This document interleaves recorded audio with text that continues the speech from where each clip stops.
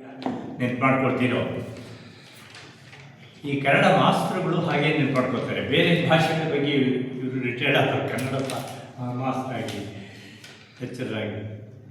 ಬೇರೆ ನಮ್ಮದು ಏನು ಯೋಚನೆ ಇಲ್ಲ, ನಮಗೆ ಬೇರೆ ಭಾಷೆ ಬಗ್ಗೆ ಯೋಚನೆ ಇಲ್ಲ. ನಾವು ಕನ್ನಡ ತಾಯಿಯ ಸೇವೆ ಮಾಡಬೇಕು.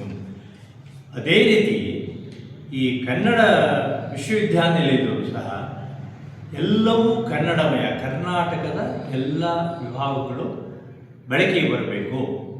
ಕನ್ನಡದ ಭಾಷೆ ಜೊತೆಗೆ ಉಳಿದೆಲ್ಲವೂ ಬರಬೇಕು ಅಂತ ಸಾಂಸ್ಕೃತಿಕ ವಿಭಾಗ, ನಾಟಕ ವಿಭಾಗ, ಇವೆಲ್ಲ ಕನ್ನಡ ವಿಶ್ವವಿದ್ಯಾನಿಲಯ, ಹೆಸರೇ ಕನ್ನಡ ವಿಶ್ವವಿದ್ಯಾನಿಲಯ, ಕೆಲಸವೂ ಕನ್ನಡ ವಿಶ್ವವಿದ್ಯಾನಿಲಯ. ಅವರು ಬೆಳಗಾಗಿದ್ದು ಮತ್ತು ಸಂಜೆವರೆಗೂ ಕನ್ನಡದ ಬಗ್ಗೆನೇ ಯೋಚನೆ, ಬೇರೆ ಯೋಚನೆ ಮಾಡೋದು.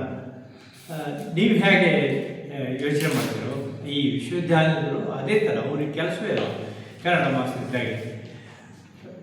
ಹಾಗೆ ಮಾಡುವಲ್ಲಿ ಈ ಸಂಗೀತ ಕಾರ್ಯಕ್ರಮ ಅಳವಡಿಸ್ಕೊಂಡಿದ್ದಾರೆ ಅವರ ವಿಭಾಗಗಳು, ಸಂಗೀತ ವಿಭಾಗ.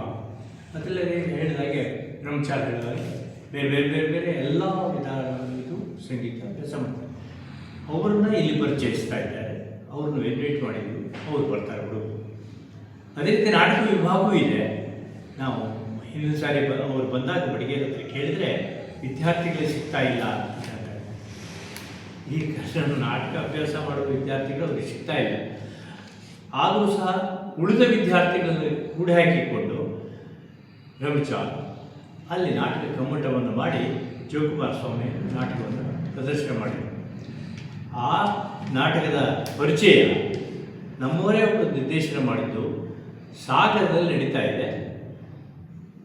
ಅದನ್ನು ಸಾಗರ ಜನತೆ ನೋಡಿ ಆಸ್ವಾದನೆ ಮಾಡಬೇಕು. ಈ ಜೋಕುಮಾರ ಸ್ವಾಮಿ ನಾಟಕ ವಿಭಾಗದವರು ಮಾಡಿಸ್ತಾ ಇದ್ದಾರೆ, ಬಡಿಗೇರು ಅಂತ ಅದರ ಹೆಡ್ ಇದ್ದಾರೆ, ಒಳ್ಳೆ ಜನ, ಅವರು ಮಾಡಿಸ್ತಾ ಇದ್ದಾರೆ.